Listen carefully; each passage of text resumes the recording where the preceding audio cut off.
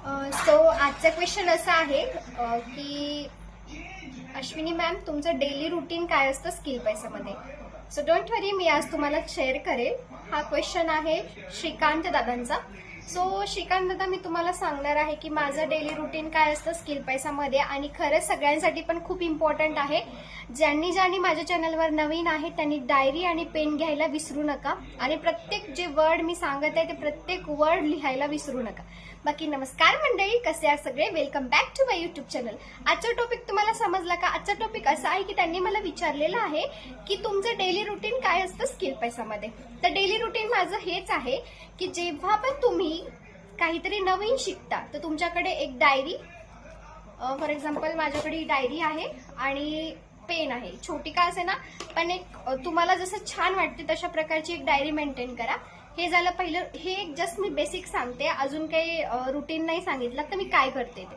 So माझं routine असं असतं, डेली मॉर्निंगला लवकर उठायचं. ते तर सगळ्यांना असलंच पाहिजे. जर तुम्हाला खरंच प्रॉपरली वर्क करायचं असेल, ठीक आहे, तुम्ही कितीला पण उठा, पण डेली मॉर्निंगला जर तुम्ही उठला तर पहिले काय करायचं, कोमट पाणी प्या. ठीक आहे, तुमच्यासाठी सांगते, हेल्थ पण चांगलं असेल आणि टॉक्झिन्स बाहेर पडतील आणि तुम्ही स्वतःला एनर्जेटिक समजायला लागसाल. कारण हे एक मॅनिफेस्टेशन नाहीये, it's just a health tips.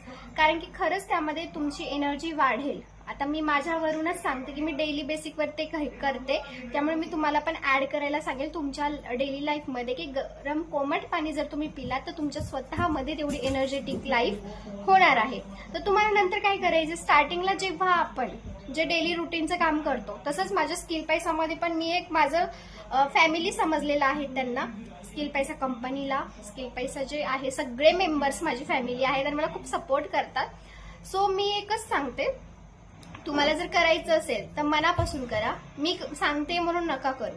तर नोट डाऊन करताना तुम्ही लर्निंग माइंडसेट, कालच विषय झाला होता आपला माइंडसेटवर, तर लर्निंग माइंडसेट ही खूप महत्वाचं आहे. लर्निंग आपली खूप महत्वाची असली पाहिजे.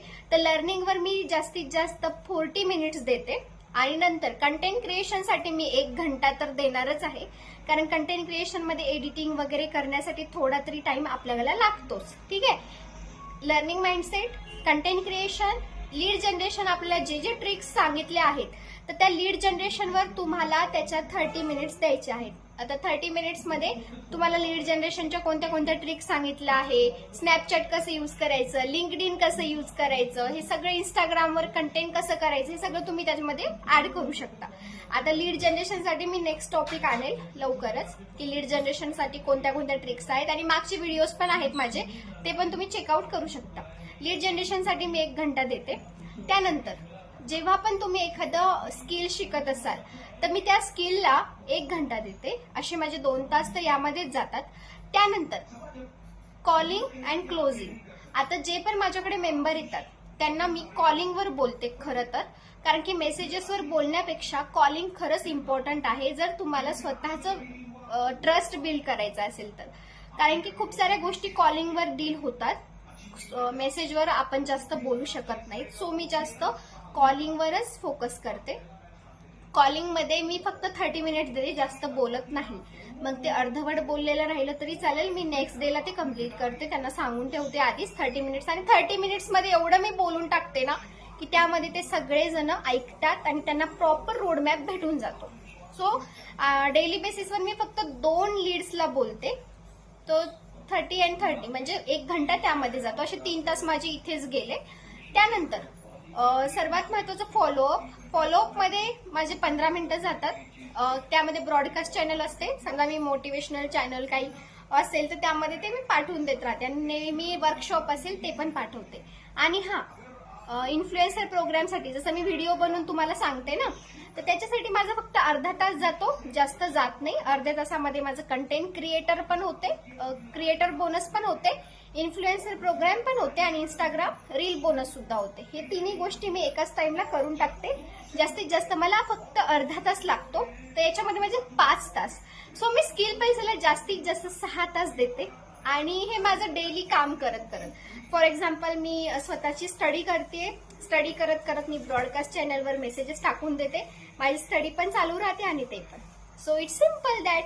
तुम्हाला पण माझं डेली रुटीन कसं वाटलं नक्की सांगा. आणि फक्त स्किल पैसावर फोकस नाहीये माझं, ऑल म्हणजे जे पण माझे करिअर आहे त्यावर पण फोकस आहे. तो मला असं वाटतं साईड इन्कम म्हणून मी केलेला आहे आणि तुम्हाला पण असं वाटतंय ग्रो होण्यासाठी तर नक्की स्किल पैसा खूप बेस्ट आहे आणि मला एवढं प्राऊडली फील होतं ना की त्यांनी मला एवढं ग्रो केले.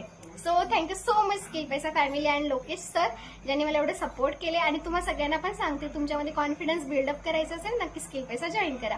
आणि हां, माझी पर्सनल मेंटरशिप पाहिजे असेल तर कमेंटमध्ये नक्की सांगा आणि डिस्क्रिप्शन बॉक्समध्ये मी माझा नंबर मेन्शन केलेला आहे. तुम्हाला जे पण डाऊट्स असतील तुम्ही मला विचारू शकता. बाकी श्रीकांत दादा, थँक्यू सो मच मला हा क्वेश्चन विचारल्याबद्दल. तसंही मला याबद्दल चर्चा करायचीच होती. बाकी तुम्हाला हा व्हिडिओ आवडला असेल तर लाईक, शेअर आणि सबस्क्राईब करायला विसरू नका. बाकी धन्यवाद.